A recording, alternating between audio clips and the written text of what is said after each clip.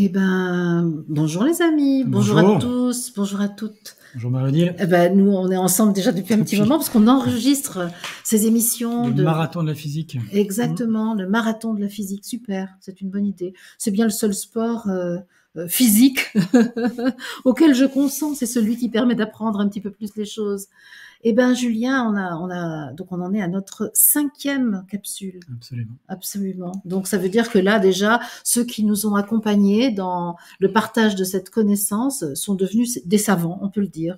Donc moi je suis devenue savante. C'est ça. Je ne dis pas que c'est bien inscrit, bien intégré, mais c'est là, c'est présent. Merci. Tant mieux.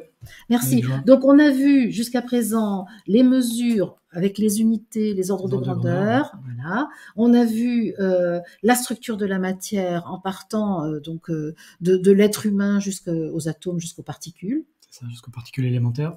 Particules élémentaires, absolument. On a vu, alors là, le gros morceau, la dernière fois, c'était les ondes. Hein, c'était un gros truc, hein, les ondes. Hein. Là, je suis pas sûre d'avoir tout compris, mais j'ai compris pourquoi le vocabulaire de la spiritualité et de la psychologie va chercher des éléments dans les sciences physiques. Les mêmes mots. Ouais, il y a les mêmes mots. Et je peux comprendre que ça agace le physicien, mais c'est quand même pratique. Oui, je comprends. Tu l'admets ? Oui. Ok. Après, la physique ne possède pas les termes, mais... Voilà. C'est ça, elle n'est pas propriétaire. Voilà. Ce qui est toujours embêtant, c'est quand on croit cautionner son propos en employant du vocabulaire à une science exacte, alors qu'on est sur une science humaine. Et en se prétendant de la science exacte. Oui. C'est ça qui nous agace. Même moi, ça m'agace. Ouais. Pourtant, moi, je suis plutôt, évidemment, branchée sur les sciences humaines que sur les sciences exactes. Mais pour autant, je n'aime pas quand on vient chercher de la caution à son propos sur une science dite exacte, matérialiste exacte, pour se donner raison. Ça va pas, ça. On n'a pas besoin de ça. C'est un peu une des raisons de ces capsules. Exactement. C'est ça ce qui nous a fait nous rejoindre. Ouais. Super. Et donc, la prochaine émission sera consacrée au carbone, mais celle-ci est consacrée à l'eau. La molécule d'eau et le corps qu'est l'eau et ses propriétés absolument extraordinaires, très particulières. Absolument. Ok. Eh ben, je te laisse y aller. Attends, je vais essayer de retrouver les diapos avant tout. Je lance la première diapo. Allez. C'est parti. En principe, c'est là, je crois. C'est là. C'est là. Voilà, c'est parti. Bien, donc comme je disais, alors en bas à droite, on va utiliser des notions de tout ce qu'on a vu, des 4 présentations qu'on a faites, sachant que les présentations 2 et 3 sont en fait le même module qu'est la structure de la matière. Donc on va emprunter des notions à tout ce qu'on a déjà vu. Voilà. Donc éventuellement, s'il y a des choses qui ne sont pas claires, référez-vous aux vidéos précédentes, si vous en avez le temps et le courage. Alors, un peu plus long que prévu. On n'a pas dit, oui, on s'était dit qu'on ferait des capsules de 20 minutes, elles font toute 1 heure. Hein, mais c'est parce que moi, comme je suis dure de la comprenoir, je suis amenée à te poser des questions pour comprendre. Ça approfondit aussi plus que je n'avais imaginé. Donc c'est j'imagine qu'il y a d'autres personnes comme moi qui sont pas connaisseuses en matière de physique et qui ont besoin d'éclaircissement par rapport à ce que tu nous donnes à comprendre. Et je voulais dire aussi que s'il y a des questions, parce qu'on n'en a pas parlé dans les vidéos précédentes, mais s'il y a des questions au sujet de ce que tu dis, des compléments d'informations à demander, moi je propose d'utiliser les commentaires de ces vidéos pour poser ces questions. Moi je les lis tous. Et quand il y en aura où tu seras interpellé, Julien, je m'engage à te faire parvenir les questions. Je ferai de mon mieux pour y répondre. Yes, super. Allons-y, parlons de l'eau. On va aborder quelques propriétés vraiment exceptionnelles de cette molécule. Sur la dernière diapositive, il y a un site qui recense 75 anomalies, voilà, c'est-à-dire des propriétés auxquelles on ne s'attendrait pas forcément à partir de sa composition, de ce qu'on connaît, voilà, des lois physiques, mais propriétés qu'on peut constater. Et ces propriétés, on va les mettre en lien avec les propriétés chimiques et biologiques de la molécule et le lien que ça a pu avoir avec la vie et l'émergence de la vie sur Terre. Donc, selon la théorie, que la vie, à un moment, apparaît sur la Terre. Oui, théorie évolutionniste. Théorie évolutionniste, sur laquelle on pourra un jour peut-être débattre. Mais en tout cas, alors l'apparition ou la persistance de la vie. Voilà, aussi, c'est ça. dans tous les cas. Ou la manifestation. Voilà. Mais si, au-delà des théories sur lesquelles on s'appuie sur l'apparition, en tout cas, ça participe à la préservation, à la continuation de la vie aujourd'hui. Oui, moi, on va pas lancer le débat maintenant. Non, Ouais. ça sera sûrement une émission qu'on pourra tenter, toi et moi. Oui. Je vais me faire bâcher. Ouais. Alors, les océans couvrent 361 millions de kilomètres carrés. Ça représente 71% de la surface de la Terre. Un volume de 1, C'est beaucoup, ça, quand même. Hein, oui. Presque les 3/4, quand même. Oui. Et c'est un volume de 1,38 milliard de kilomètres cubes. Donc, c'est 1,38 10 puissance 21 litres. Et ça représente par contre que 0,13% du volume total de la Terre. Ah, d'accord. Parce que la surface, c'est vraiment la surface extérieure, mais le volume prend vraiment tout. Oui, le volume comprend. L'intérieur avec le manteau, enfin, on a une. La chose sur laquelle sont posés les océans, ça fait c'est un gros morceau du volume. Tout, voilà. Il y a en haut à droite un schéma, un peu le manteau, le cœur externe, le cœur interne de la Terre. Juste à ce sujet, on est sûr là de la composition interne de la Terre? Parce que j'ai cru comprendre qu'on pouvait faire des carottes jusqu'à 70 km, mais pas plus. Oui, pas tellement plus. Alors, je suis pas un expert en géologie. Il y a la théorie de l'Agartha, c'est ça? Ah ben je sais pas. Non, je pourrais pas en dire plus. Je pourrais pas. Parce que c'est pas du tout incompatible avec une matière à l'intérieur. La matière peut être porteuse de conscience. On connaît la composition de façon indirecte, notamment à travers la propagation des ondes sismiques. Ah ben voilà. On n'a pas parlé des ondes sismiques. Mais voilà, la façon dont un tremblement de terre à un endroit de la Terre se propage et se réfléchit sur la surface de la Terre. Les répliques, là, et tout ça. Alors, les répliques, c'est une secousse qui a lieu au même endroit. Oui. Mais après, les ondes sismiques, d'agitation de la Terre. Des plaques. Les plaques, c'est encore autre chose, mais les ondes sismiques vont se propager dans le manteau et se réfléchir sur la surface de la Terre. Et ça va faire une propagation des ondes qui peut être étudiée et dont la nature dépend de la composition de la Terre, de la densité, de la température. Okay. Donc ça, je pense qu'on a une connaissance quand même assez... Et que s'il y avait un trou au centre de la Terre, on l'aurait vu. D'accord. La Terre creuse, non, c'est pas ton truc? Je pense que c'est pas ma spécialité, la géologie, mais je pense que les données actuelles excluent cette possibilité. Alors, moi, je conteste pas parce que ça, je suis pas en mesure de le dire. Par contre, ce que je peux dire, c'est que c'est pas parce qu'il y a une densité au centre de la Terre qu'il n'y a pas une conscience. C'est-à-dire que la conscience peut être supportée par quelque chose de dense. Regarde, ça, c'est dense et ça a de la conscience. Gaïa. Voilà, exactement. Donc, pourquoi pas? Alors, ça sort du domaine de la physique. Ouais, c'est ça. L'eau sur Terre se répartit entre 97 et 98% d'eau salée et seulement 2 à 3% d'eau douce. Donc ça fait 3% d'une quantité assez astronomique, mais au final, ça fait une proportion assez faible. Ouais. Et l'eau est très rare dans le système solaire et les autres planètes connues. Ah, est-ce que c'est ce qui fait dire que la vie est sur certaines planètes en raison de la présence de l'eau? C'est aujourd'hui... la vie telle qu'on la connaît a besoin de la présence d'eau. C'est ça. Alors moi, à part quelques bactéries sans doute qui peuvent se passer d'eau, mais sinon... La vie telle qu'elle est manifestée sur la Terre est vue par les humains.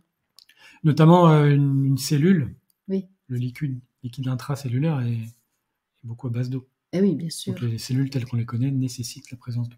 C'est ça. Et donc quand on parle de la vie, on parle bien de la vie telle qu'elle est reconnue sur la Terre par la conscience humaine. Moi, je suis modeste par rapport à ça. C'est précis. Et les recherches d'exoplanètes se concentrent notamment autour de la présence d'eau liquide. C'est ça. Pas d'eau glacée, par exemple, ou d'eau gazeuse. L'eau glacée, il n'y a pas de substrat liquide dans lequel la vie peut émerger, se développer. Parce que c'est inerte. Parce que la glace est solide, donc il n'y a pas de mouvement, et l'eau gazeuse ne permet pas de rentrer dans une cellule. Trop subtil. Pas assez dense. Ou pas assez, c'est vraiment la propriété du liquide qui fait ça, avec l'adhésion entre molécules. C'est ça. On va voir un petit peu plus tard. L'eau, la molécule d'eau, c'est H2O. Donc, on appelle ça dihydroxyde d'oxygène. C'est un atome d'oxygène qui va faire 2 liaisons avec 2 atomes d'hydrogène. Alors, comment ça se lie en termes de... Là, je vous ai remis un bout de la table de Mendeleïev. Oui. Sélection. Donc ça, c'est un tableau qu'on a vu lorsqu'on a... la structure de la matière. Quand on a vu la structure de la matière. Deuxième émission. Absolument. H tout en haut à gauche, un proton et un électron. Donc, la représentation de Lewis, c'est H, donc le symbole avec juste un point, qui signifie qu'il y a un électron sur la couche externe. C'est ça. Et l'oxygène, deuxième ligne. Donc, on a une couche interne à 2 électrons Et après, on a une couche externe avec 6 électrons. Oui, deuxième ligne, ça veut dire deuxième couche. couche. C'est ça. On se rappelle du tableau de Mendeleïev. Hein. Voilà. Une ligne en première approximation est égale à une couche. C'est ça. Ça correspond à une couche. C'est ça. L'oxygène, 8 protons, 8 électrons. 2 électrons sur la couche première et 6 sur la deuxième. On a vu la règle de l'octet, c'est qu'il y a 8 places sur une couche. Oui. Et que donc on prend 4 électrons, ça forme un doublet, ce qu'on peut voir en haut à droite. Et 2 doublets, 4 électrons, il en reste 2, qui vont chacun... les électrons, quand il y a 8 places, mais ils se mettent le plus possible, ils s'étalent le plus possible. Comme nous, s'il y a des sièges, on ne va pas tous s'asseoir côte à côte, il y a beaucoup de sièges. Ça dépend qui, hein, mais bon, oui, on si va on plutôt... se connaît pas, oui, c'est ça, on va plutôt prendre tout l'espace qui est à notre disposition. C'est ça, voilà, c'est une tendance. C'est notre côté gazeux. On verra que exactement, on verra que c'est même une tendance électronique. Ça vient de la force électromagnétique. Les électrons ayant la même charge ont plutôt tendance à se mettre un peu plus loin les uns des autres. D'accord. Si et à remplir, à disposer du plus d'espace possible. C'est ça. D'où cette disposition. 2 doublets non liants, qu'on a vu aussi dans la structure de la matière, et 2 électrons. Donc c'est en haut à droite le deuxième schéma. Oui. 2 doublets non liants et 2 électrons qui permettent de faire 2 liaisons covalentes. Je ne sais pas si on voit ma souris quand je la promène, mais je vais le faire quand même. Donc là, 2 électrons non liants. Ici. Voilà, qui forment un doublet sous forme de trait juste en dessous. Voilà, d'accord, là. Et puis 2 électrons oui. Prêts à faire des liaisons covalentes. Voilà, c'est ça. Qui sont nubiles, ils sont prêts à se marier. Voilà. On dirait pas ça. S'associer, réagir. En physique, moi j'aime bien nubile. Toi, tu parles d'élégance des équations. Allez, on va laisser un peu de poésie pour les électrons nubiles. Et donc en bas à droite, on voit que ici. L'électron de l'hydrogène et un des électrons de l'oxygène sont mis en commun de chaque côté. Ils se sont mariés. Et j'entoure en rouge ce qui correspond à la création d'une liaison covalente. Donc ça, c'est une liaison. Ce qui est en rouge, là, en ovale, c'est effectivement une liaison covalente. C'est-à-dire de valeur égale. C'est avec, et valente, ça vient des électrons de valence, la couche de valence, c'est-à-dire la dernière couche électronique d'un atome. Et là, tu nous as fabriqué de l'eau. Exactement, une molécule H2O. Voilà. La molécule.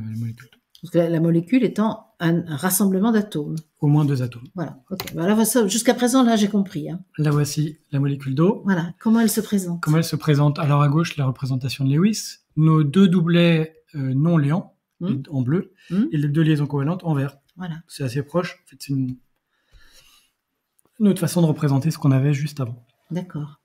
En pratique, voilà la molécule.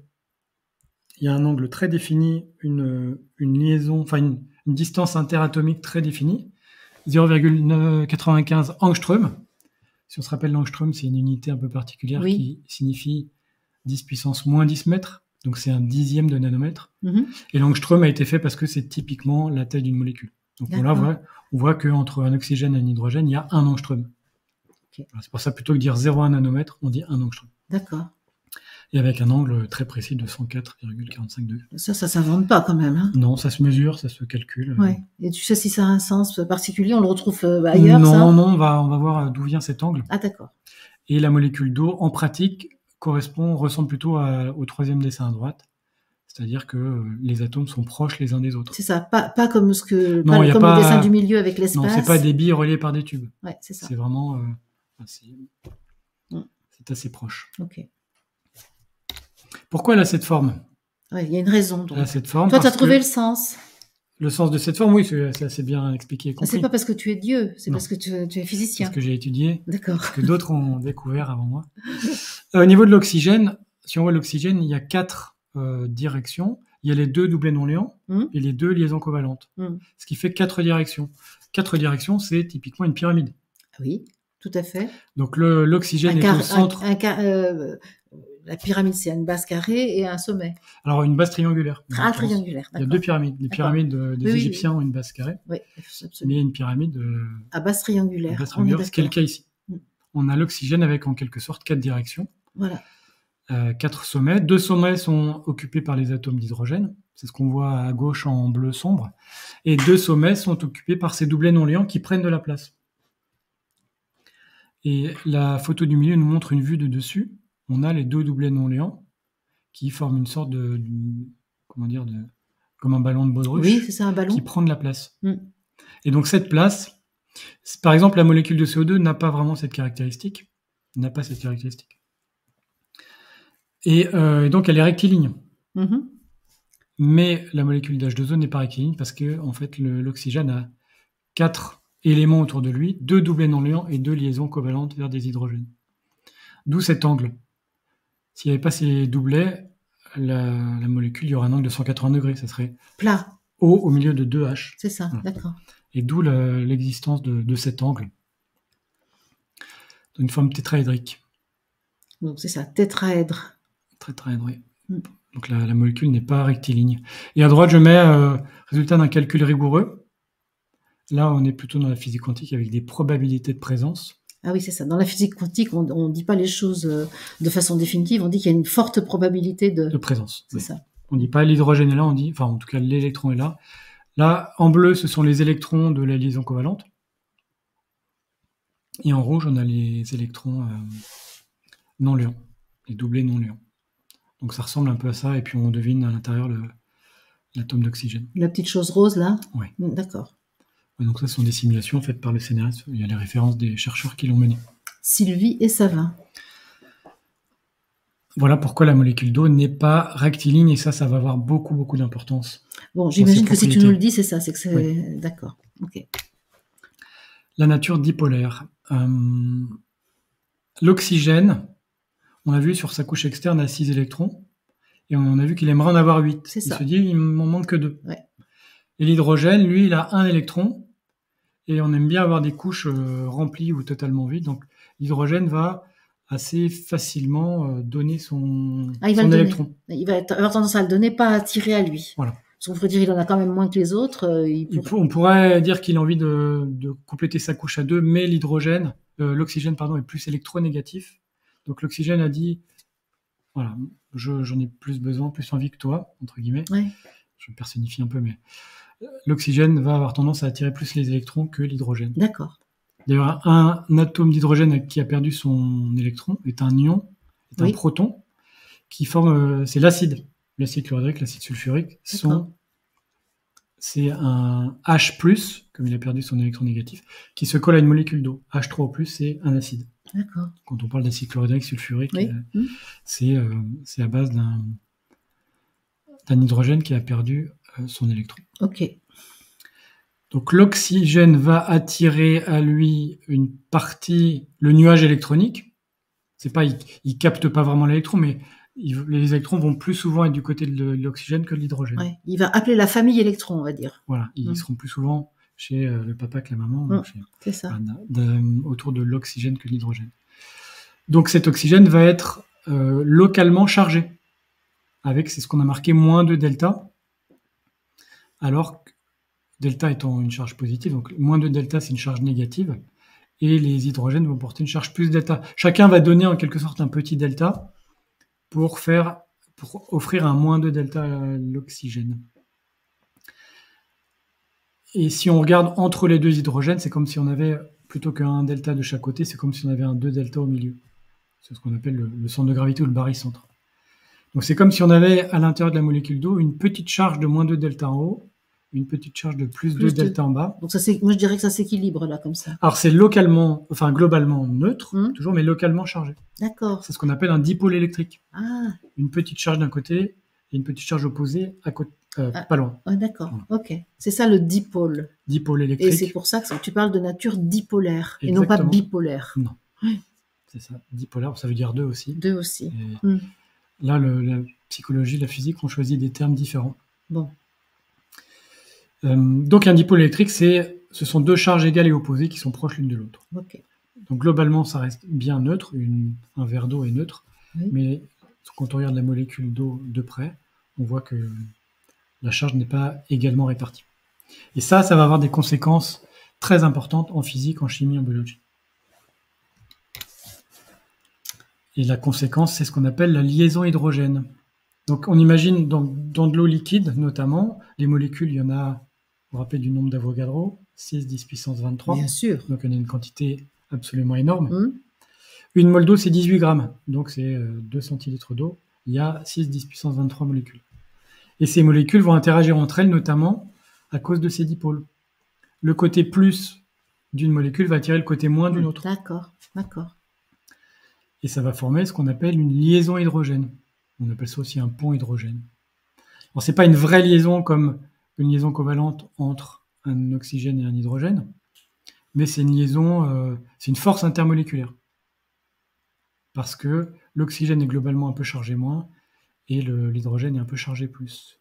Donc, elles vont avoir tendance à se tourner un peu le dos et s'emboîter. Ok. Donc, c'est une Attraction. assez forte attraction des molécules entre elles. C'est ça. C'est moins fort qu'une liaison vraiment covalente, mais c'est une attraction assez forte. Ok. Et c'est une attraction, là je vous montre, qu'on retrouve dans le Kevlar. Le Kevlar, c'est ce qui sert à faire notamment les gilets pare-balles. C'est un tissu, c'est ce que j'allais dire, oui. Le gilet pare-balles, oui, on peut faire des tissus, mais notamment le gilet pare-balles. Et ce qui confère sa résistance au Kevlar, c'est que, on le voit en bas à droite, le Kevlar est une molécule plane, et on a des couches de ces molécules planes avec des ponts hydrogènes entre les différentes couches.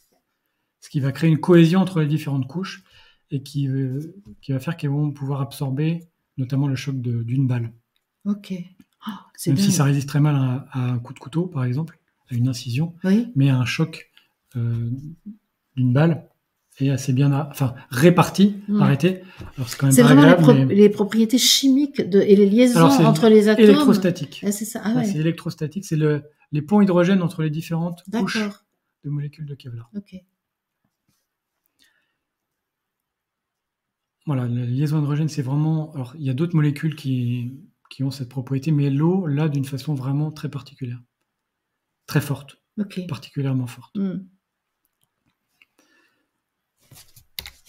Conséquences physiques. Alors, ça veut dire que les molécules d'eau ont tendance à bien coller les unes aux autres, plus qu'elles ne devraient, s'il n'y avait pas cette force, ce pont hydrogène, cette liaison hydrogène. C'est-à-dire qu'il va y avoir une stabilité, en fait. Une stabilité, voilà. Une cohésion très forte des molécules. C'est ça. Conséquence physique, la première, c'est que la température d'ébullition est très élevée. Donc, l'ébullition, 100 degrés dans notre atmosphère. Je me souviens bien que là, dans la pression atmosphérique. Dans la pression atmosphérique de la Terre. C'est ça. Donc, l'ébullition, c'est on apporte de la chaleur, on fait monter la température. La température est une mesure de l'agitation thermique des molécules. Et quand les molécules s'agitent suffisamment, elles se libèrent les unes des autres. Ça veut dire que chauffer un liquide, ça veut dire agiter des molécules. Oui. Même quand c'est pas au micro-ondes, parce que moi, ça, j'avais retenu ça pour le micro-ondes. Ça, c'est un mode de chauffage. Oh, on peut le chauffer avec du gaz, avec d'accord. Différents modes de transfert de chaleur, de transfert thermique. Chauffer un verre d'eau, on peut se faire avec des micro-ondes. Mais la température est une mesure de l'agitation thermique. Plus c'est chaud, plus les molécules s'agitent. C'est ça. Jusqu'à arriver à un point. C'est le frottement qui crée la chaleur. Le frottement peut créer la chaleur, mais aussi la combustion de gaz. Ah oui. Ou l'absorption de rayonnement. Micro-ondes, ou un serpent qui se met au soleil. Oui. En absorbant les rayons du soleil. Le rayonnement solaire. Se réchauffe comme ça. Donc nos molécules d'eau s'agitent de plus en plus à mesure que la température monte, mais la liaison hydrogène fait que ça va bouillir tard. Donc 100 degrés par rapport aux propriétés d'autres molécules, c'est tard. D'accord. Ça devrait, s'il n'y avait pas la liaison hydrogène, l'eau bourrait plus tôt, donc c'est-à-dire à une température plus basse. La liaison hydrogène qui provoque cette stabilité retarde l'ébullition. Okay. Oui, retarde en termes de température, oui, pas de temps. Oui. Je suis contente d'avoir compris. C'est ça. Ce qui fait que l'eau est liquide de température courante sur Terre. C'est ça. Entre moins 50, alors moins 50, ça c'est les plus froids, mais entre moins 50 et 0, elle est gazeuse, mais entre 0 et typiquement 60-70 degrés, peut-être les températures les plus élevées sur Terre, l'eau est liquide. C'est ça. Elle est un petit peu en vapeur, mais globalement, parce qu'il y a de l'évaporation, avec le soleil, ce qui permet de tomber sous forme de pluie. Mais globalement, et ce qui permet qu'on ait du sel à cause des marais salants, par exemple. Aussi, oui. Mais globalement, l'eau est liquide à température ambiante. Okay. La capacité thermique, c'est à la fois la capacité à emmagasiner de la chaleur et c'est la résistance au fait d'être chauffé. C'est la plus élevée de tous les liquides. Ah oui. Donc l'eau est très difficile à chauffer. Il faut beaucoup d'énergie pour chauffer de l'eau. D'accord. C'est 1 calorie par gramme et par degré. Oui. Et c'est très élevé par rapport à d'autres liquides. Donc ça entraîne une stabilité de la température. Par exemple, quand vous avez un lac ou une flaque, même si le soleil rayonne dessus, la température ne s'élève pas très facilement. Oui, c'est ça. Si vous mettez une plaque de métal, vous la touchez, vous allez vous brûler. Alors qu'un Alors que verre l'eau, d'eau, bon, déjà c'est transparent, mais ça absorbe moins la chaleur et c'est plus dur à chauffer oui, le fait que ce soit opaque absorbe plus la chaleur. aussi. Oui. Mais c'est en plus plus difficile à chauffer. D'accord. Et ce qui fait que les océans sont de bons accumulateurs de chaleur. Bah oui, parce que ils ont du mal à monter en chauffer température, mais ou refroidir. et au refroidir, bien sûr. En fait, ils ont du mal à varier en température. C'est ça. La capacité thermique, c'est une mesure de ça. Ok. Et ce qui nous permet d'avoir des climats notamment tempérés, ben notamment en France, Mm. tout le pourtour qui est pondéré par la latitude, mais globalement, voilà, si on parle de la Bretagne, les hivers comme les étés sont doux. Oui, c'est ça. Donc il fait pas très froid en hiver et pas très chaud en été. C'est ça. Même si ça a tendance à... À C'est se pas le seul modifier. phénomène, mais Mm. voilà. J'avais tendance à dire en été il fait 15 en Bretagne et en hiver il fait 5. Donc, l'amplitude thermique est plus faible T'es que... pas en train de nous vendre la Bretagne. Non, là. pas du tout. Beaucoup plus faible que à Nîmes, par exemple, ou en Russie. À Moscou, on a des Les climats continentaux. avec des variations beaucoup plus importantes qui ne sont pas tempérées par une présence Mm. importante de réserve de chaleur, c'est pas très bien dit, mais par une masse d'eau importante qui va tempérer les variations. Également, si c'est très dur à chauffer, c'est aussi très dur à évaporer. Ben oui. C'est ce qu'on appelle la chaleur latente d'évaporation. C'est l'énergie qu'il faut fournir à 1 gramme d'eau pour le faire passer de l'état liquide à l'état vapeur. Mm. Donc ça demande beaucoup d'énergie. Et donc ça fait que la transpiration a un effet réfrigérant. C'est-à-dire que l'eau qui est sur notre peau, qu'on a transpirée, quand elle s'évapore, va emmener cette chaleur et faire un effet de fraîcheur sur le corps. Et c'est comme ça que la transpiration nous rafraîchit. Oui, c'est en c'est bien s'évaporant. fichu, Marc. Et c'est pour ça que quand on s'évente, ou avec un ventilateur, notamment quand on a transpiré, on a cette impression de frais. C'est ça, parce que ça parce que les molécules gazeuses partent avec l'énergie, la chaleur latente d'évaporation, et on la perd. Oui. Ce qui est bien avec un physicien, c'est qu'on comprend les gestes de la vie quotidienne de façon théorique, alors que sinon on le fait intuitivement. Voilà, ça n'empêche pas de... Voilà, on le fait effectivement intuitivement, maintenant on sait pourquoi. Ça n'empêche pas de le faire, on n'a pas besoin de le savoir pour le faire. Mais... Et une autre propriété absolument extraordinaire, c'est que la densité de liquide, normalement la densité augmente avec la température. Qui dit augmente avec la baisse de température. Ah bon, si on chauffe quelque chose, on le dilate. Oui, c'est ça. Donc on a la même masse sur un volume plus important, donc la densité diminue. Et pour l'eau, la densité est maximale à une température de 4 degrés. Et non pas à 0 juste avant avant de solidifier. Là, c'est-à-dire que l'eau a une densité maximale à 4 degrés, non pas à 0, non pas à 10. C'est-à-dire que l'eau est moins dense à 0 degré qu'à 4 degrés. Et la conséquence de ça, c'est que l'eau au fond d'une mare sera à 4 degrés. C'est-à-dire que si l'eau devient encore plus froide, elle va remonter. On dit toujours que la chaleur monte et que le froid descend. Oui. C'est pas vrai pour l'eau entre 0 et 4 degrés. C'est-à-dire que l'eau à 3 degrés est moins dense que l'eau à 4. Alors attends, il y a quand même quelque chose que je voudrais être sûr de comprendre. Tu dis la densité de l'eau est plus grande à 4 degrés qu'à 0 degrés. Oui. Or, moi, mon expérience, c'est que si je mets un bac à glaçons au congélateur, il est plus dense une fois qu'il est en dessous de 0 parce qu'il est plus dur. Ah oui. Alors là c'est la densité du langage commun. Ah, alors raconte. La densité, c'est la masse volumique. Ah tu m'en diras tant. C'est pas dense, ça veut pas dire que c'est dur et qu'on peut pas le traverser. D'accord. Qu'est-ce que tu appelles la densité? La densité, c'est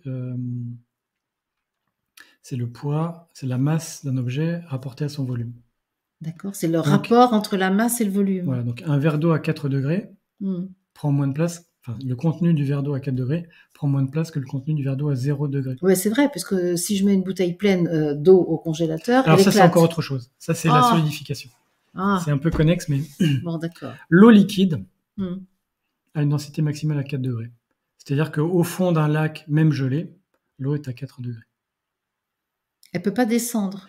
Alors, elle finit par descendre, mais tant qu'il y a de l'eau encore liquide... Sous forme liquide, c'est 4 degrés, c'est la stabilisation.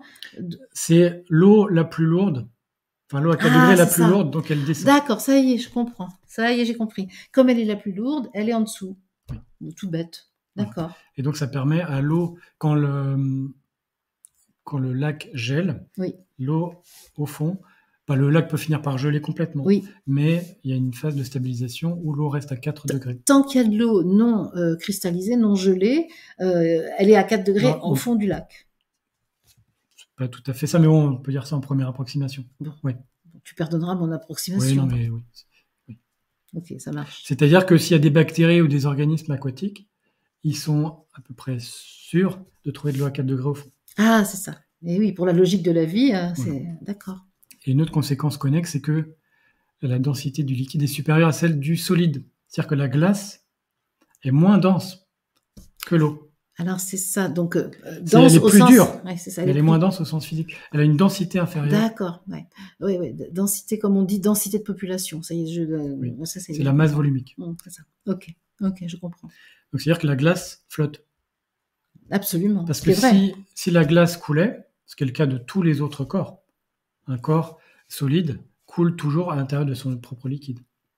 Si vous mettez, oui, c'est ça. Si vous mettez un bout de métal solide dans du métal fer solide dans du fer liquide, bon, il va finir par fondre, mais avant il va couler. Ouais, c'est ça. Il est plus dense. D'accord, d'accord. Et pour l'eau, c'est l'inverse. Donc c'est une propriété absolument extraordinaire. Ah oui, c'est étonnant. Parce que en même temps, si la glace était plus dense que l'eau, alors la glace qui se forme à la surface d'un lac coulerait. Eh ben oui. Et elle ne fondrait jamais. Eh oui. Et là, la poursuite, l'avènement ou la poursuite de la vie serait beaucoup compromis. Absolument compromis. Mais je comprends ce que Donc la conjonction de ces deux propriétés, qui est une conséquence de la liaison hydrogène, font que, typiquement, en première approximation, au fond d'un lac, même gelé en surface, on a de l'eau à 4 degrés. D'accord. Je comprends pourquoi tu as insisté sur la liaison hydrogène. Oui. Parce que c'est ça qui donne ces propriétés extraordinaires à l'eau. Oui. Ok. Autre propriété, donc le fait que la densité du liquide soit supérieure à celle du solide, c'est-à-dire que 1 gramme d'eau en glace va prendre plus de place qu'un gramme d'eau liquide. Oui. Donc si ça arrive dans une montagne et qu'il y a de l'eau qui s'est infiltrée dans la roche et qu'elle gèle, ça va fracturer la roche. C'est marrant que ce soit d'ailleurs plus fort que la roche, parce qu'on pourrait se dire non. Ah ben là, sur des forces moléculaires, oui. Alors c'est ça, c'est à cause des molécules. Oui, c'est une force vraiment au niveau atomique, au niveau des forces moléculaires qui ont une grande puissance. Ouais. C'est vraiment très étonnant. C'est un peu comme ces plantes qu'on voit pousser au milieu d'une route et qui fracturent le goudron, par exemple. Absolument. Mais c'est aussi la même propriété. Oui. Étonnant. Hein. Et donc ça facilite la dégradation des structures géologiques. L'érosion vient en partie des montagnes primaires, vient en partie de cette propriété. D'accord. L'eau fond regèle, ça fracture les roches, et petit à petit ça érode les structures géologiques. Ok. Et dernière propriété, il y en a d'autres, mais les principales, la tension superficielle la plus élevée de tous les liquides, si on accepte le mercure. Alors qu'est-ce que la tension superficielle ? C'est la difficulté qu'on a à créer une interface entre le liquide et un autre corps. C'est-à-dire que pour créer une goutte d'eau, il faut de l'énergie, parce que avoir un contour autour de l'eau, une interface avec l'air par exemple, ça coûte de l'énergie. Je suis pas sûre de comprendre. Je suis même sûre de ne pas comprendre. Oui, alors, comment dire ?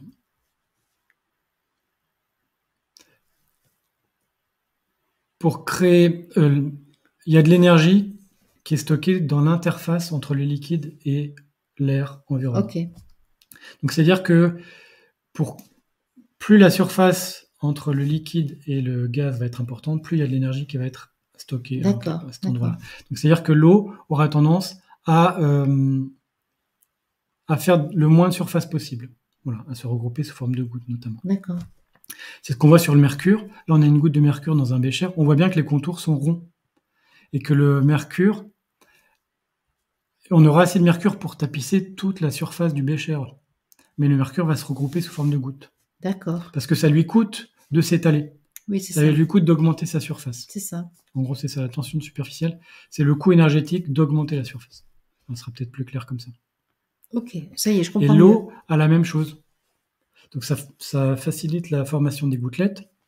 Et on peut voir en bas à droite là un insecte qui arrive à se déplacer sur l'eau. Parce que la tension superficielle lui permet de poser et de ne pas traverser. Ok. Et là, on a aussi au milieu à droite, on arrive à faire, c'est une pièce hongroise, je crois, qui flotte. Parce qu'elle s'appuie sur cette surface de l'eau. Tu parles de cette chose-là Oui, qui est à là. droite. Hein. Non, en haut à droite. Ah, en haut à Au droite. milieu Ah à oui, droite, c'est une voilà. pièce. C'est une D'accord. pièce qui flotte. Ok, dans la ok. verre. Donc dans le verre, d'accord. Et une propriété associée, c'est que la capillarité, donc quand vous trempez un sucre dans un café, vous voyez que le café remonte. Oui.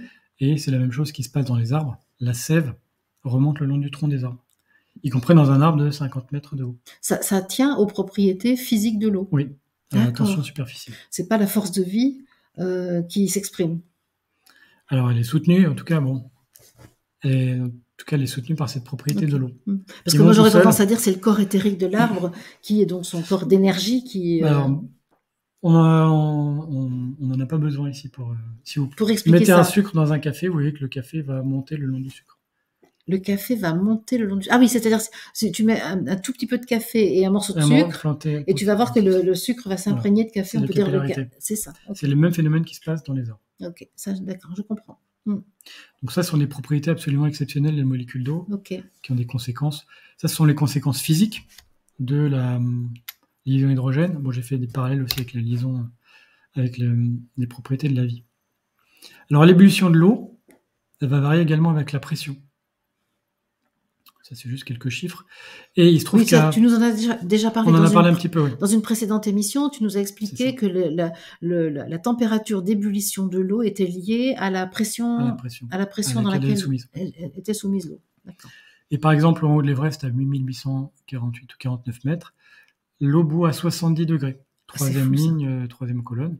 C'est-à-dire que les alpinistes qui veulent faire cuire des pâtes ne peuvent pas les faire cuire à plus de 70 degrés. Donc c'est beaucoup plus long. Ah ben oui, il faut qu'ils cuisent plus. Alors que la pasta cuit en 7 minutes, là, il leur faudra un quart d'heure. Ah. Ben oui, parce qu'il y a moins de... On monte à 70 et pas à 100 degrés. Ah oui, c'est ça. 100 degrés, c'est au niveau de la mer. C'est à l'altitude avec une pression atmosphérique. C'est ça. Une pression d'une atmosphère. Il y a 20 000 mètres, l'eau entre en ébullition à peu près à 36-37 degrés. Incroyable. Qui est la température du corps humain. C'est ça. Donc à 20 000 mètres, il ne faut pas sortir sans combinaison thermique. De pressurisation. Ah, de pressurisation. Ah ben oui, c'est ça, pour empêcher que la pression ne vienne impacter l'eau de notre corps. Sinon, on va cuire. La faible pression entraînerait une ébullition de l'eau de notre corps, de nos cellules. C'est quand même intéressant. 20 000 mètres, oui, c'est de la limite. Bon, déjà, il y a la limite de respiration, parce que l'atmosphère est vraiment très ténue. Ouais, on 6% de l'atmosphère au niveau de la mer. Mais on lit littéralement, on bourrait de l'intérieur. Tu vas me détester, mais ça fait rien. Je prends le risque. Quand moi, j'ai la sensation de recevoir des ondes divines et que j'ai l'impression de cuire. Oui. Est-ce qu'on pourrait dire que, en fait, c'est l'effet d'une pression atmosphérique, enfin, d'une pression que je change en moi et qui provoque cette sensation de chaleur? Non, je ne dirais pas comme ça du tout. Mais tu me détestes quand même? Non, mais c'est un phénomène plutôt biologique, la chair du corps, qui est provoqué par... Là, je te laisse à ton appréciation. D'accord, mais ça vient pas de la pression, parce que je pourrais avoir cette impression, justement, qu'il y a une pression qui change. Alors, dans ces cas-là, tu peux mettre un appareil pour mesurer la pression à côté de toi et voir si la pression varie. Ouais, si elle varie sur ton bras, elle variera sur la table à côté. Ah, d'accord.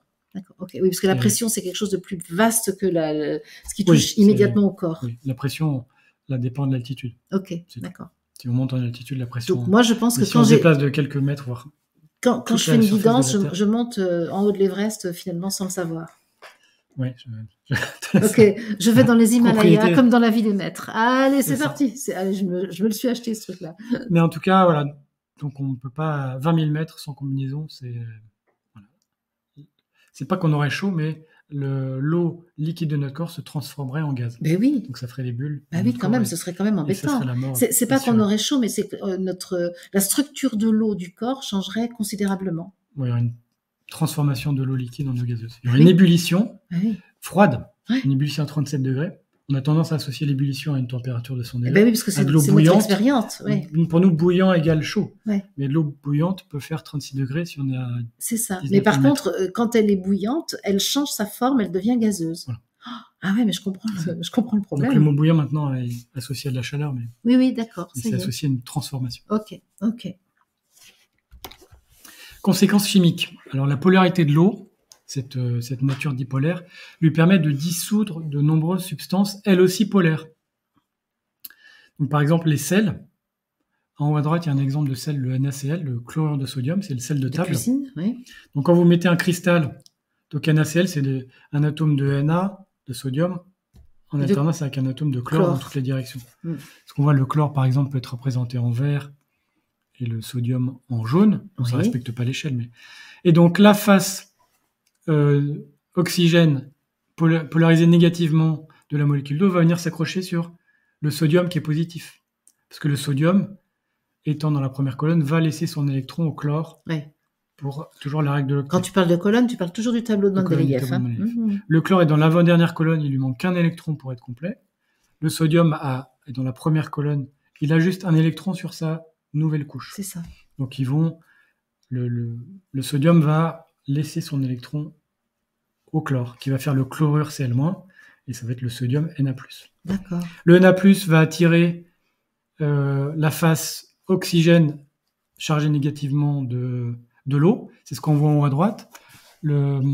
L'atome Lyon plus orange est entouré de toutes les parties rouges de la molécule. Et à l'inverse, la partie verte, qui peut représenter un ion chlorure, attire les côtés hydrogène. Et on voit que ça va séparer les ions. Ça va dissoudre ici le sel. Non, le vert et le jaune maintenant sont dissociés. Ils sont séparés. Ah oui, là c'était ça c'est le cristal. Ensemble, d'accord. Et là ils sont séparés. Ça c'est le sel de Guérande dont tu parlais. Le sel, même le sel peut arriver être en bloc, en gros bloc. Quand on le met dans l'eau, le cristal se dissout à mesure que les atomes, les ions chlorure et sodium sont emportés, chacun par des côtés différents de la molécule. Quand on voit la précision avec laquelle se comportent les atomes, c'est dingue. Oui. Et ça, c'est la force électrostatique qu'on a vue à la troisième émission. Formidable, Julien. Que toi, tu comprennes. Parce que faut que là, on voit la progression aussi de ce qu'on a pu voir. Ça dissout les sucres aussi. En bas, on a le glucose. Le glucose est aussi une molécule polaire qui a aussi des dipôles. Polaire, ça veut dire polarisé. Polarisé il y a plusieurs électriquement. Donc c'est ça, polarisé électriquement. C'est une polarisation psychologique aussi. Ça ne veut pas dire que c'est du pôle nord, on est bien d'accord. Non. Il y a pôle magnétique, mais là on parle de pôle électrique. C'est ça. Un dipôle électrique. Donc moi, quand j'utilise souvent ce mot de polarisation. Oui. Donc de l'information polarisée dans la matière. Alors la lumière aussi peut être polarisée, mais je pense que voilà, c'est pas tout à fait le même sens. Voilà, polarisation, on a ça en psychologie, on a ça en optique, on a ça en spiritualité. En électricité et en spiritualité. On a ça en débat. On peut dire qu'un sujet polarise les opinions. C'est ça. C'est-à-dire, là, on va avoir l'expression opposée complémentaire de quelque chose dans la polarisation. Oui, les pôles, voilà, on parle de pôles opposés. C'est ça. L'origine est assez similaire. On peut dissoudre des alcools aussi. L'éthanol, par exemple, l'alcool qu'on a dans les boissons alcooliques, alcoolisées, et de l'éthanol est dissous dans l'eau. On peut dissoudre des gaz, on peut dissoudre également des protéines et l'ADN. L'ADN de nos cellules, de toutes les cellules, est dissous dans le liquide intracellulaire qui est de l'eau. Dans le liquide intérieur aux cellules, d'accord, qui est composé essentiellement d'eau. Qui a une base aqueuse, oui. Après, il y a beaucoup d'autres choses, mais ça explique la polarité de l'eau, enfin la capacité de dissoudre l'eau. Donc l'eau est un solvant qu'on appelle parfois universel, je mets des guillemets parce qu'on va voir qu'il y a une limite à ça quand même. Oui. Mais l'eau est la substance qui dissout le plus de substances que tous les autres. Ça, on en fait l'expérience souvent. Hein. Oui. Donc ça peut dissoudre et du sel et du sucre et de la grenadine et de l'alcool et puis après toutes les substances nécessaires à la vie. Nos hormones, les protéines, les ADN, tout ce qui circule dans notre sang ou tout ce qui est dans les cellules est dissous dans l'eau. D'où l'intérêt de s'hydrater, de boire beaucoup. Oui. Puisque le corps est composé de 70% d'eau. Voilà, et donc le fait de lui donner de l'eau à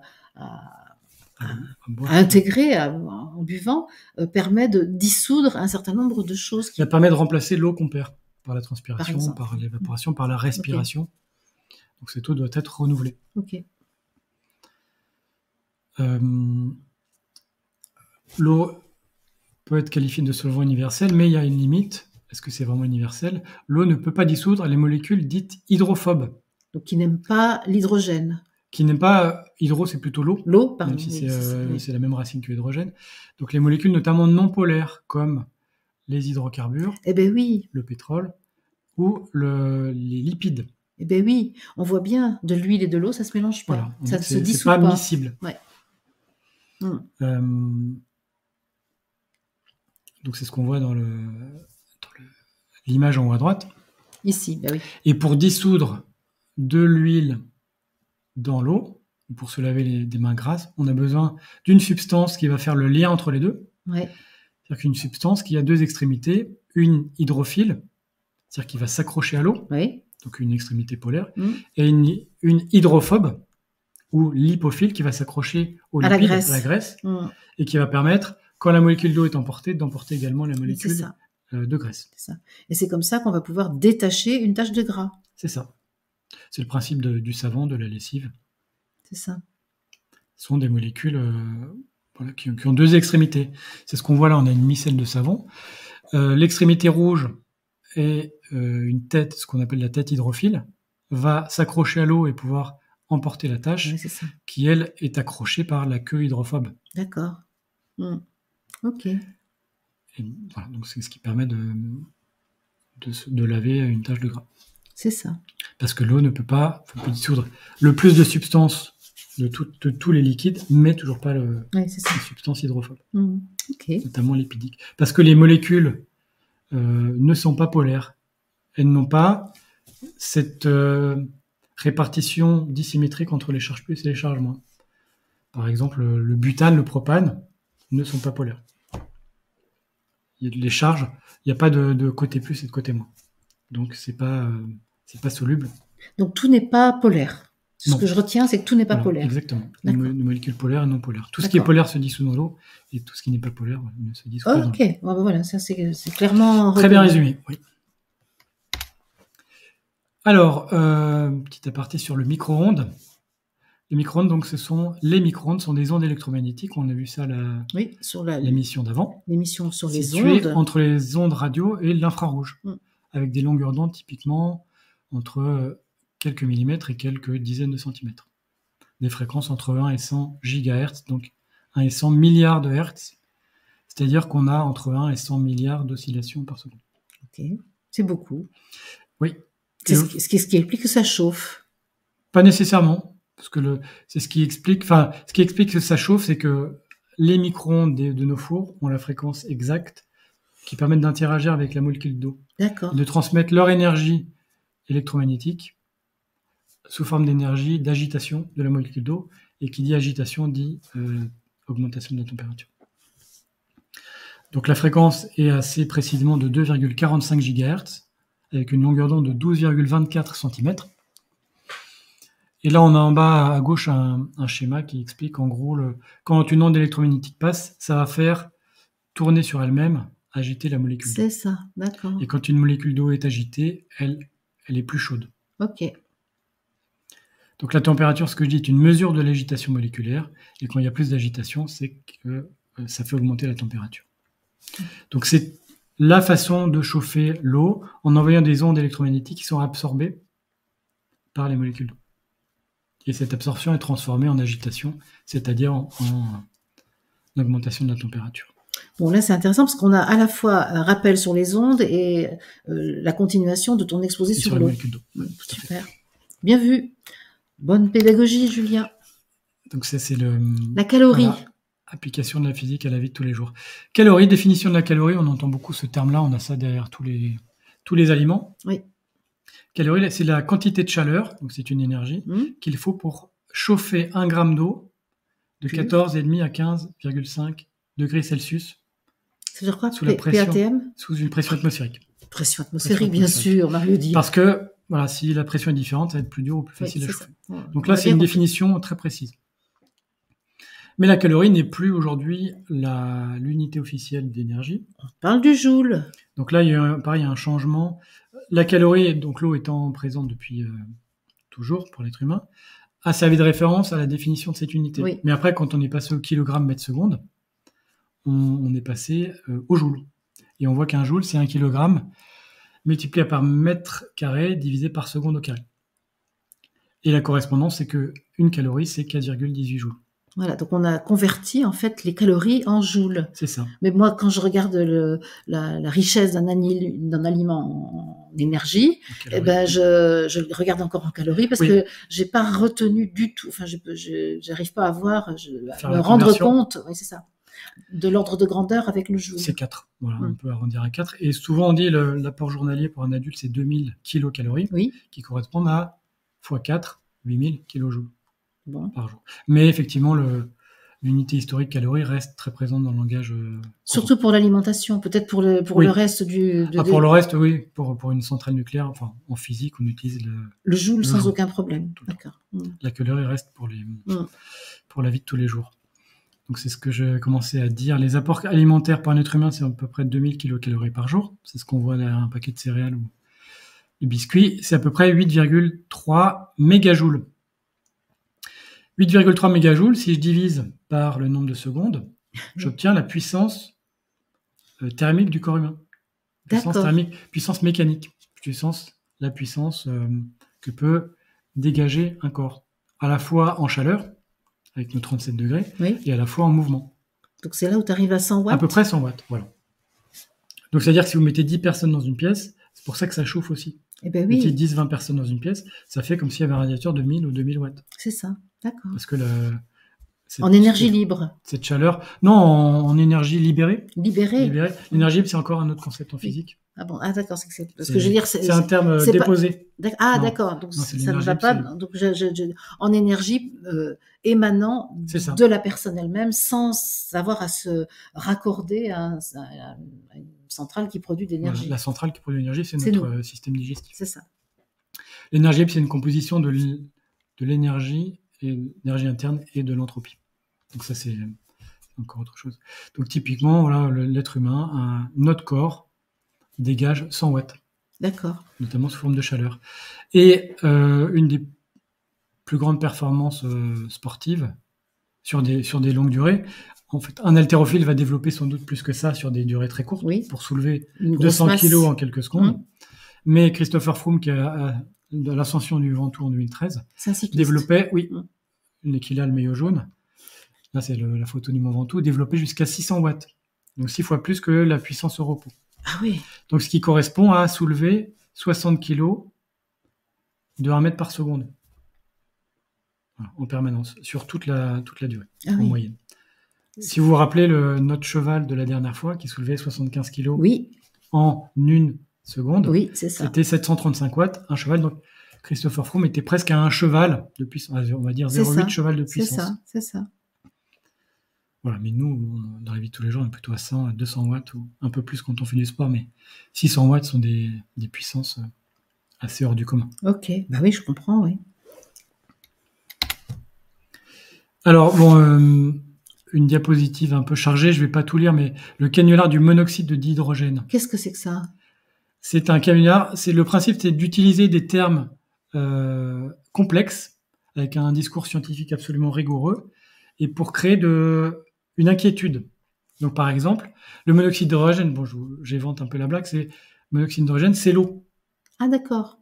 Monoxyde, oxygène, d'hydrogène, donc c'est H2O. Ouais. Et si on regarde les propriétés, son inhalation peut provoquer la mort par asphyxie. Ah oui, d'accord. Sa forme gazeuse peut entraîner de graves brûlures. On en trouve dans les cancers.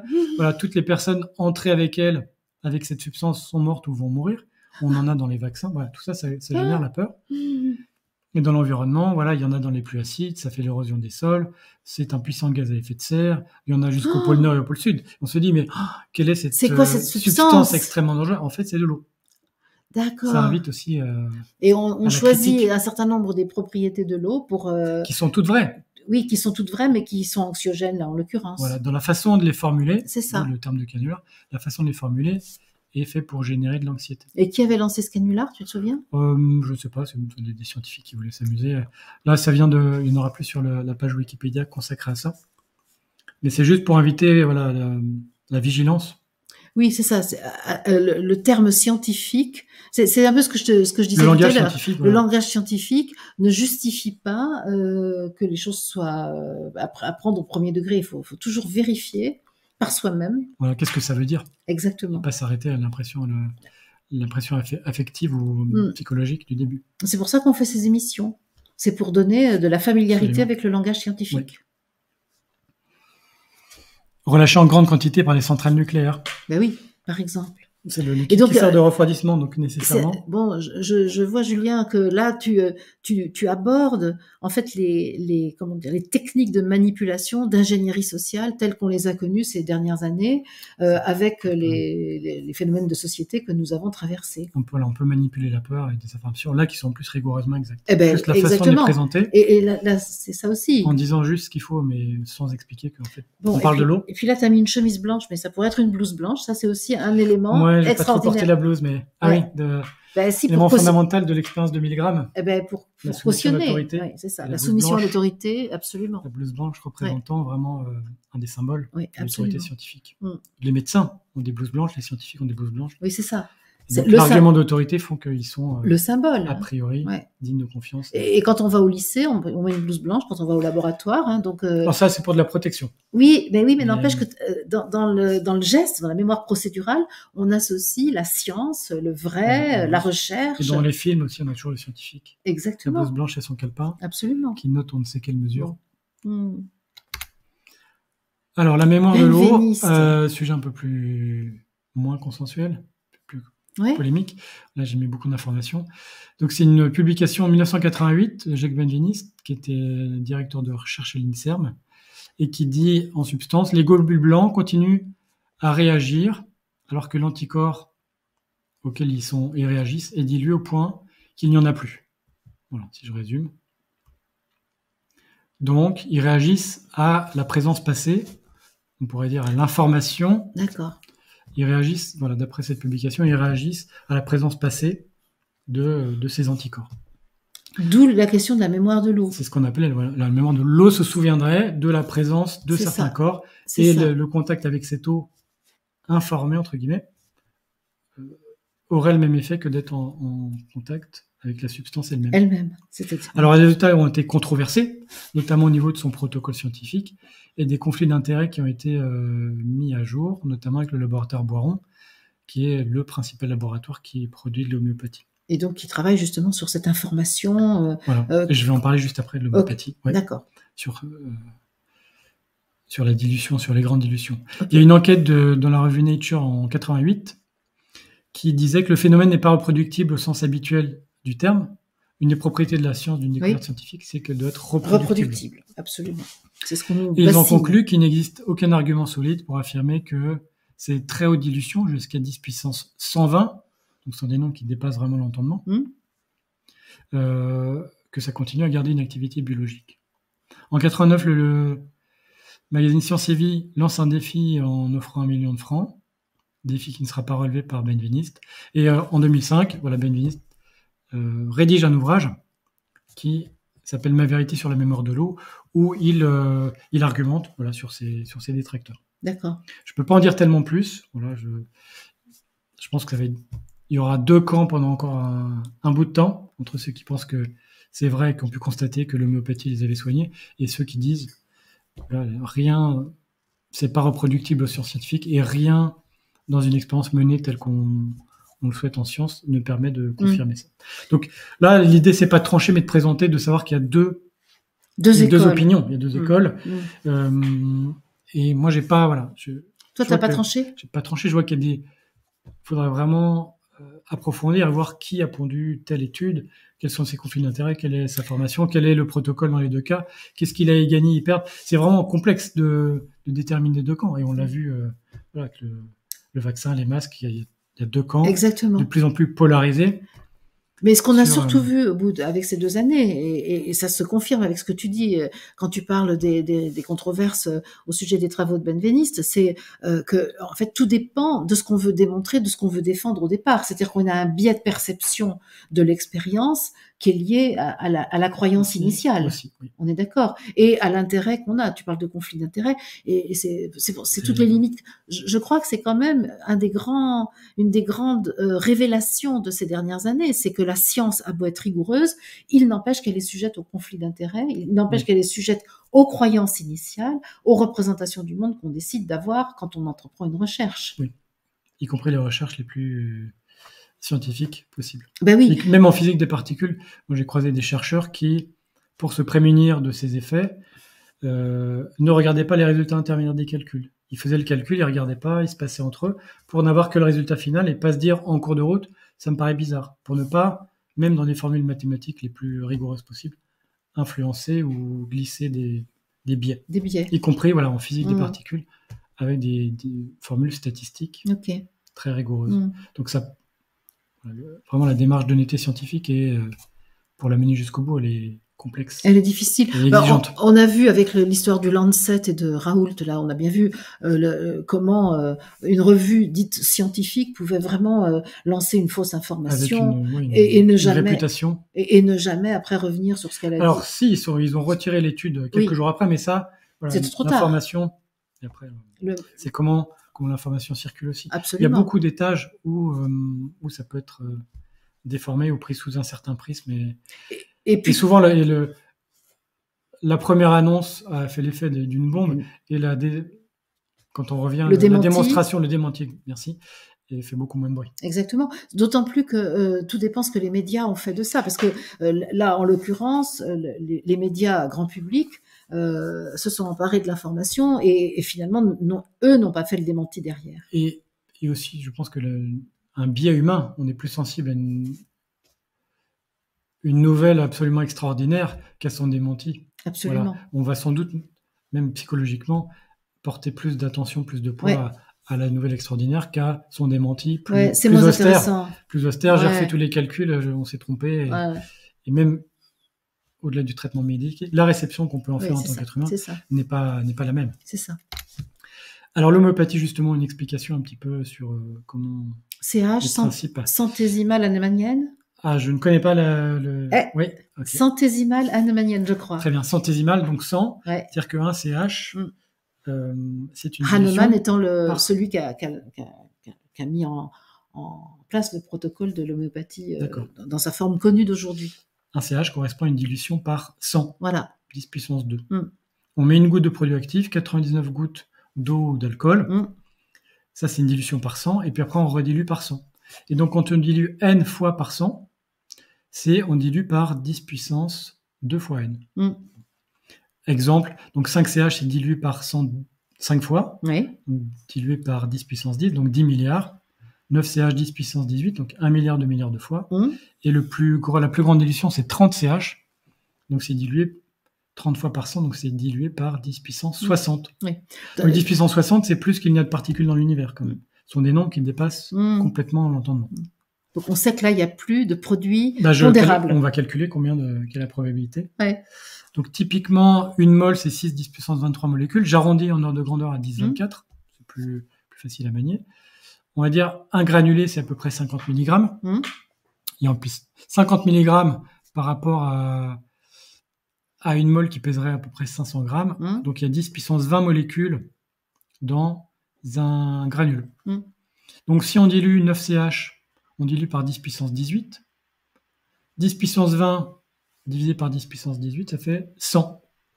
Donc à 9 CH, vous avez en gros 100 molécules par granulé. Et si vous faites 15 CH, vous avez 10 puissance moins 10 molécules par granulé. C'est-à-dire qu'il y a une chance sur 10 milliards de trouver une molécule dans un granulé. C'est-à-dire qu'il y a une molécule sur 10 milliards de granulés. Heureusement que tu nous as parlé de Benveniste et de l'information avant. Et quand on en prend... La mémoire de l'eau. Voilà. Donc il faudrait prendre à peu près 10 milliards de granulés pour être sûr d'avoir une molécule. C'est ça. Donc autant dire que... C'est pas la molécule... Il faut acheter un certain nombre de tubes, voilà. C'est pas la molécule qui va soigner ton rhume. Et le 30 CH, on a environ 10 puissance moins 40 molécules, c'est-à-dire qu'on a... Alors, je vais le lire calmement. une chance sur 10 000 milliards de milliards de milliards de milliards de trouver une molécule dans un granule. Autant dire qu'il y en a presque mathématiquement zéro. Donc, absolument. 30 CH, il n'y a plus de produit actif. Ça, on le sait. Voilà. Et l'homéopathie s'appuie sur cette mémoire de l'eau qui dirait que, y compris dans le granule, qui a une chance sur 10 puissance 40 de contenir une molécule, il y a encore cette information De l'information. qui permet de traiter le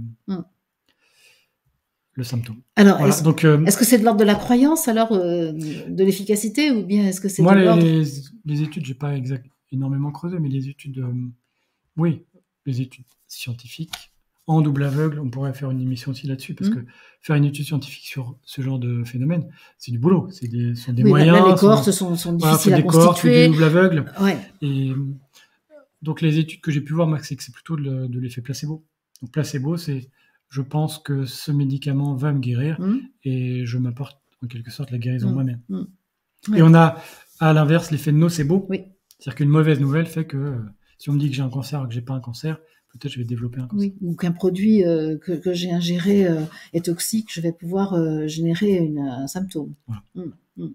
Donc je vais pas trancher du tout. Je connais des gens qui disent je ne me soigne que comme ça, je ne suis jamais malade, et d'autres études qui disent que il peut y avoir des effets, voilà, ça peut être psychologique, les fameux effets placebo. Bon, ça fait partie des choses que j'ai déjà évoquées avec mon ami Didier Tartre quand il fait des émissions avec moi, qui lui est un praticien de l'homéopathie et convaincu de ses travaux. Donc bon, voilà. Après, il y a des possibilités pour tout le monde d'avoir son opinion. Hein. Il y a des choses qui sont de l'ordre de l'opinion. Après, il y a la pratique aussi, parce qu'il y a une réalité pratique. Qu'est-ce qu'on a expérimenté? Oui. Et puis il y a la conséquence. Si je prends l'homéopathie, que ça me guérit de...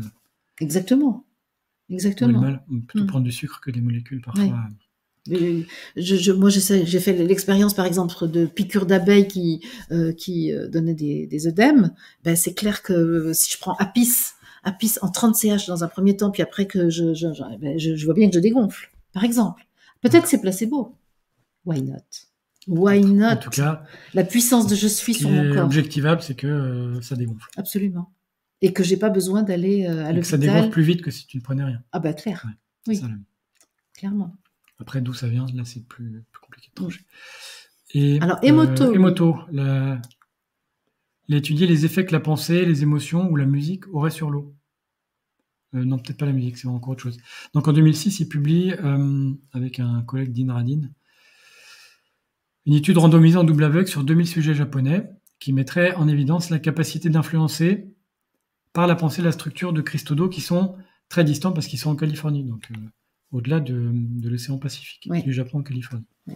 Il y a une distance là. Et il montre les photos quand on dit merci, quand on envoie de la haine, quand on envoie you fool, donc une insulte, une espèce de stupide, la paix, l'éternité, la vérité, en bas à gauche tu me rends malade, etc.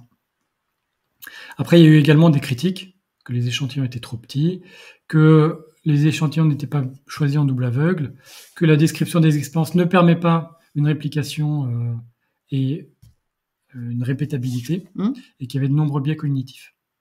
En gros, que sans doute, il voulait prouver que c'était vrai. Oui, bien sûr. Donc ça met un biais d'emblée. Eh ben, c'est bien tout le problème de toutes les expériences, c'est qu'il y a une intention au départ de démontrer quelque chose. Sinon, on ne fait pas l'expérience. Hein. Il faut bien un peu de motivation. Oui. Et ça constitue un biais, ça paraît évident. Donc, après, éventuellement, vous pouvez recommencer chez vous, à condition d'avoir un bon microscope. Oui, pour regarder les cristaux. Exactement. Voilà, parce que c'est l'eau congelée. Des cristaux de glace, voilà. On envoie des pensées ou des émotions à de l'eau, on les congèle, et ensuite on regarde Est-ce que avec de la rigueur, on envoie de l'information à l'eau? Est-ce que pensée, émotion, c'est de l'information, tout ça? Alors, est-ce que l'information arrive jusqu'à l'eau? C'est un peu le débat aussi. C'est ça. Comment informer l'eau?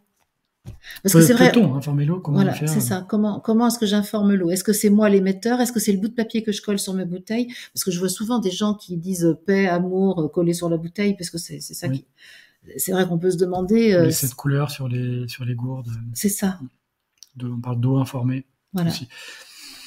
Voilà ce que moi j'ai pu voir. Okay. Il y a des critiques assez nombreuses de ces travaux. Ok. Bon, moi, je crois beaucoup à la conscience. Donc, c'est-à-dire que il me semble que la conscience que j'ai de moi, de la situation, de l'objet qui m'entoure, etc., ça émet une information. Il me semble que je me sens tout le temps émettrice d'informations. C'est totalement déconnant quand je te dis ça? l'information, est-ce qu'elle est reçue également, Moi, parce est-ce que- qu'elle est émise déjà? Est-ce qu'elle est émise? Oui. Ça, je ne peux pas le dire. Après, on peut voir si elle est reçue, c'est qu'elle a été émise. Mais je ne peux pas savoir si on émet tous des informations en permanence Ah oui. à notre insu. Alors, donc, moi, Enfin, nous émettons des informations. Nous émettons des champs électriques, ça, oui, c'est certain. ça, c'est sûr. Nous émettons du rayonnement infrarouge, Oui. parce que notre corps a une Oui. certaine température. De la ça, c'est chaleur. certain. Ouais. Mais tu parles d'informations plutôt spirituelles ou subtiles. Ah ben, je sais. Et ça, je ne peux pas Ben, je dirais que tout ça, c'est de le l'information. valider, le confirmer ou l'infirmer. D'accord, ok. Je ne peux pas Bon. confirmer que c'est vrai, mais je ne peux pas l'invalider. Je sens qu'on pourra faire des belles expériences. Hein. On devrait pouvoir faire des Certainement, expériences. je pense qu'il y a des gens qui les ont faites. Ben, dans moi, ce que je pratique de communication de conscience à conscience avec quelques amis et qui s'est transformé en action commune pour le Christ, on peut observer des similitudes dans les informations qui sont captées. Alors, est-ce que c'est... Alors là, je peux tout à fait entendre que ce soit biaisé parce qu'on a un registre commun, on a une culture commune, on a... Ouais, donc oui, bien sûr, ça peut... Mais je n'exclus pas qu'effectivement... Ça peut être un sujet d'expérience. Ouais. Mais avec un gros échantillon, du double aveugle, des conditions différentes. Ah ben... Voilà. Et pourquoi est-ce qu'on mettrait pas ça en place? C'est du gros travail. Ah, ça m'intéresse, on en reparlera. Faut pas me lancer de défi. Je ne l'ai pas fait. Et vraiment pour conclure, le sulfure d'hydrogène, le H2S. Qu'est-ce que c'est que ça? H2S, pas H2O, alors, dans la table de Mendeleïev que je remets, le soufre est juste en dessous de l'oxygène. Oui. En gros, ça veut dire que chimiquement, ils ont la même couche externe en termes d'électrons. Donc on est là. L'oxygène est là. Je les entoure en rouge. Voilà, donc le soufre a le même nombre d'électrons sur sa couche externe que l'oxygène. Il est juste plus gros. Ah d'accord. Parce qu'il y a une couche de plus. Mais il y a 6 électrons, pareil, sur la couche externe. Donc on peut faire à peu près les mêmes molécules. On peut remplacer l'oxygène par le soufre. Ça va faire le même nombre de liaisons. Mais on a des températures absolument complètement différentes. Le H2S a une température d'ébullition et le bout à moins 61 degrés Celsius. Quand l'eau bout à 100. D'accord. Le H2O est inodore, le H2S a une forte odeur. Ah, c'est ça, l'œuf pourri. Voilà. L'eau est indispensable à la vie, le H2S est irritant. 100 ppm, c'est des parts par million. Et mortel, quand il y a 1 pour 1000 d'H2S dans un gaz, c'est mortel pour l'être humain. D'accord. Donc on a remplacé un atome par celui qui est juste en dessous dans la classification. Et ça change tout. Et ça change tout. Voilà. C'était juste pour aussi... Pour dire quand même comment c'est précis en fait. Exactement. Si je veux de l'eau, c'est vraiment H2O. Ça peut pas être H2S. H2S a des propriétés totalement différentes. Totalement différentes. Et une courbe que j'ai pas montrée, c'est on a regardé que si on modifie un tout petit peu les propriétés des constantes fondamentales, de quelques pourcents, alors la densité de l'eau, la viscosité, la température d'ébullition varierait très fortement. Ah, c'est ça. Vraiment. Cette conjonction de propriétés est vraiment liée à la valeur des constantes fondamentales. Oui. Des ça, on l'avait vu tout à l'heure. Oui. Mais voilà, il y a des gens qui ont calculé comment varierait la viscosité, la température d'ébullition, etc. Si on changeait un peu l'interaction électromagnétique, et on voit que ça varierait énormément. Donc c'est vraiment, les propriétés de la molécule d'eau sont étroitement liées à la valeur exacte des constantes et des forces telles qu'on les connaît. Bien, on a encore beaucoup plus long que prévu. On a fait bien plus long. Mais est-ce qu'on a fini les diapos là? Oui. Ah, super. Mais la molécule d'eau, voilà, méritait vraiment des propriétés extraordinaires. Mais oui, tout à fait. Je suis d'accord avec toi. Très bien de parler de l'eau, ça me paraît très important, très important. Oui. Ok, super. Bon, et par la suite, on aura une émission sur le carbone, qui est un atome aussi absolument essentiel à la vie, qui a des propriétés vraiment très particulières également. Voilà. Ouais. Pour des propriétés chimiques, physiques, chimiques et tu sais que moi j'ai un projet. Je te l'ai déjà dit, hein, c'est de transformer le carbone de mon corps en diamant. En diamant. Donc on est d'accord. On verra que le diamant est une forme particulière de carbone. Exactement. Tu vas m'aider. Une structure particulière. Je sens que tu vas m'aider à transformer. Je suis pas sûr de pouvoir t'aider, mais je te montrerai à quoi ressemble le carbone. Le carbone diamant. Voilà, le carbone diamant. Le carbone graphite. C'est ça. Ok. C'est ça. Super. Merci Julien. Avec plaisir. Merci de votre attention. J'espère que c'était compréhensif. Eh ben, peut-être il faut regarder en plusieurs fois, peut-être il faut y revenir, peut-être il faut le laisser, je ne sais pas, mais en tout cas, ça a le mérite d'exister. Exactement. Voilà. Quelqu'un nous a comparé avec les émissions C'est pas sorcier, c'est ça? C'est pas sorcier, oui. Ouais, c'était une émission de télévision qui faisait de la vulgarisation scientifique. Jamy et je ne sais plus. Ah oui, c'est ça. Fred et Jamy. Fred et Jamie, tu les regardais, J'en ai toi, regardé quelques-unes, mais quand tu étais j'étais un gamin? peu plus âgé. Non, non, c'est arrivé, j'étais déjà un peu plus vieux. D'accord, ok, Fred Jamy, et puis il y avait une femme aussi qui participait. ok, super. Et c'était assez bien fait. Bon, bah, très bien. Moi, j'ai une homonyme, Marie-Odile Monchicourt, qui travaillait à France Inter, qui faisait aussi des émissions scientifiques. Alors là, pas du tout, bien plus calée que moi. Donc voilà, c'est sûrement quelque chose qui est à faire. Merci, merci, Julien. À très bientôt. À bientôt. Au revoir à tous. Bye.